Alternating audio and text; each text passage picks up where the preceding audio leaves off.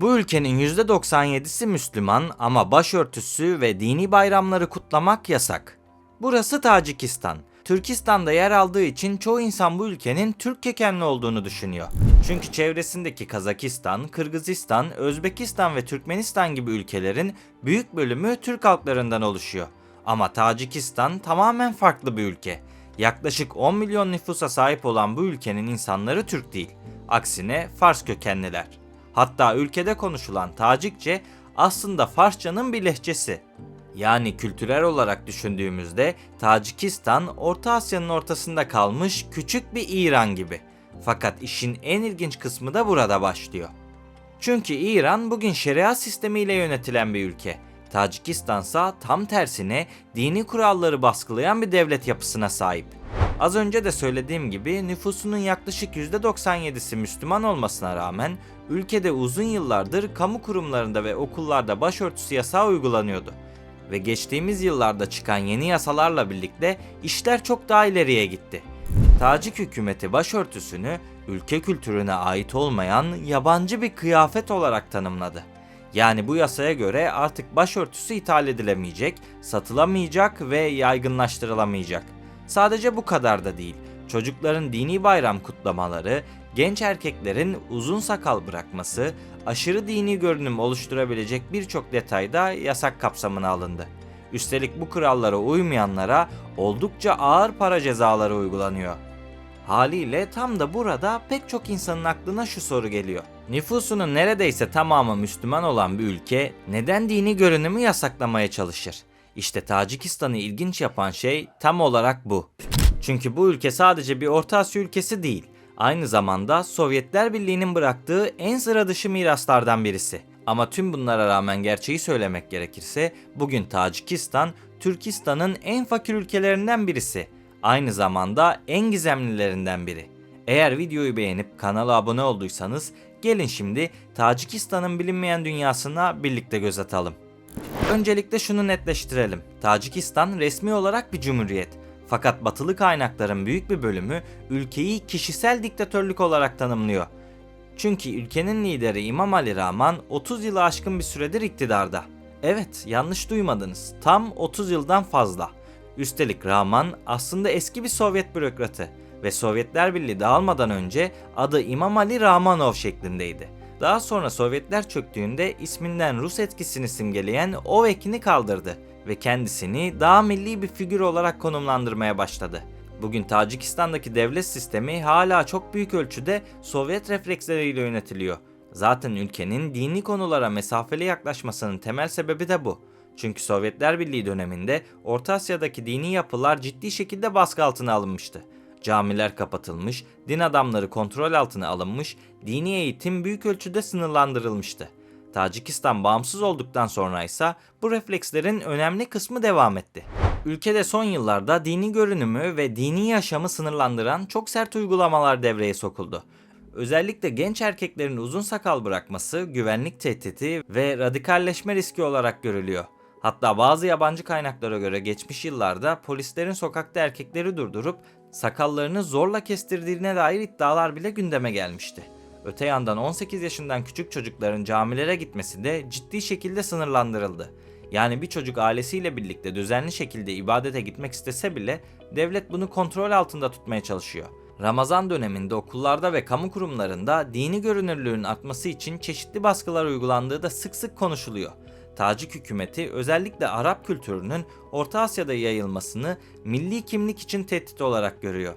Bu yüzden siyah çarşaflar, yüzü tamamen kapatan peçeler ve radikal İslamcı görüntüsü oluşturabilecek kıyafetleri doğrudan hedef alıyor.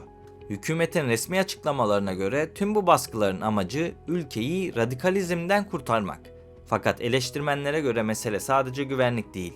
Çünkü Tacikistan'daki yönetim dini kurumların halk üzerindeki etkisini azaltarak devlet otoritesini güçlendirmeye çalışıyor. Yani aslında burada din ile devlet arasında sessiz bir güç savaşı yaşanıyor. Ve bu durum Tacikistan'ı İslam dünyasının en sıra dışı ülkelerinden biri haline getiriyor. 1991 yılında Sovyetler Birliği dağıldığında Tacikistan bağımsızlığını ilan etti. Fakat bu bağımsızlık onlar için özgürlükten çok kaosu getirmişti. Çünkü ülke kısa bir süre içerisinde savaşa sürüklendi. 1992 ile 1997 yılları arasında yaşanan iç savaşta on binlerce insan öldü. Yaklaşık 1 milyon kişi evsiz kaldı. Ülke adeta çökmüştü. İşte tam bu dönemde Sovyet geçmişi olan Rahman ön plana çıktı. O dönemlerde ülkenin batısındaki Dangara bölgesinde bir çiftliği yönetiyordu. Fakat Sovyet bürokrasisiyle güçlü bağlantıları vardı. Rusya'nın desteğini aldı ve iç savaş sırasında istikrar sağlayacak adam olarak öne çıkarıldı. 1999 seçimlerini kazandı. Sonra 2006, 2013 ve 2020 derken hepsini kazanmaya devam etti. Bugün hala ülkenin mutlak hakimi konumunda. Üstelik ailesinin devlet içinde ciddi etkisi olduğu da sık sık iddia ediliyor. Örneğin yabancı kaynaklara göre ülkenin en büyük sanayi şirketlerinden birisi olan Talco isimli alüminyum şirketi teknik olarak devlete ait. Ama şirket üzerinde Rahman ailesinin büyük etkisi olduğu öne sürülüyor. Hatta bazı batılı haberlerde şirket gelirlerinin offshore hesaplara aktarıldığı ve bu paraların lüks harcamalarda kullanıldığı iddia ediliyor. Rahman'ın oğlu Rustam İmamali ise Duşanbe Belediye Başkanlığı yaptı ve ülkenin gelecekteki lideri olarak görülüyor. Yani Tacikistan'da sistem giderek aile merkezli bir yapıya dönüşmüş durumda. Dış politikada ise Tacikistan çok dikkatli hareket etmeye çalışıyor. Bir tarafta Rusya var çünkü ülkedeki güvenlik sisteminin önemli kısmı hala Rusya'ya bağlı. Diğer tarafta ise Çin. Özellikle Çin'in Yeni İpek Yolu projesi kapsamında Tacikistan büyük önem taşıyor.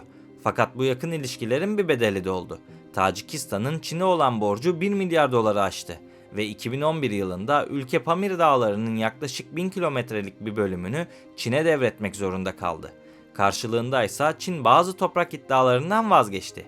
Yani küçük bir Orta Asya ülkesi ekonomik baskılar nedeniyle toprak tavizi vermiş oldu. Ama sorunlar bununla da bitmiyor. Tacikistan'ın Kırgızistan'da da ciddi sınır problemleri bulunuyor. 2021 yılında iki ülke arasında çatışmalar çıktı. Sınır bölgelerinde insanlar öldü. 2022'de ise olaylar yeniden alevlendi. Yani Tacikistan bugün hem ekonomik hem siyasi hem de jeopolitik baskılar altında yaşayan bir ülke. Aslında ülke su kaynakları bakımından da oldukça zengin. Hatta Orta Asya'nın en büyük hidroelektrik potansiyellerinden birine sahip. Ama altyapı eksikliği, fakirlik ve siyasi sorunlar nedeniyle bu potansiyelin büyük bölümü kullanılamıyor. Kırsal bölgelerde yaşam şartları oldukça zor. Birçok insan geçimini tarımdan sağlıyor. Ülkeye giren dövizin büyük kısmı ise Rusya'da çalışan Tacik işçilerden geliyor. Yani ekonomi büyük ölçüde dışarıya bağımlı vaziyette. Bazı uzmanlara göre Tacikistan bugün Rusya'nın arka bahçesi konumuna gelmiş durumda. Bazılarına göre ise Orta Asya'nın en yoksul diktatörlüğü.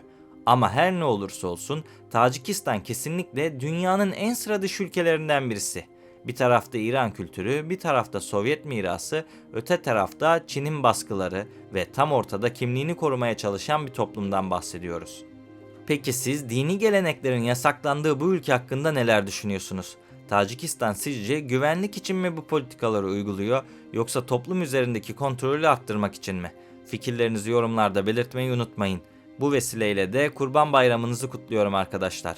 Videoyu beğenmeyi, kanala abone olmayı unutmayın. Bu küçük destekleriniz benim için çok değerli. Beni buraya kadar dinlediğiniz için teşekkür ederim. Bir sonraki videoda görüşmek üzere. Kendinize iyi bakın, sağlıkla ve barışla kalın.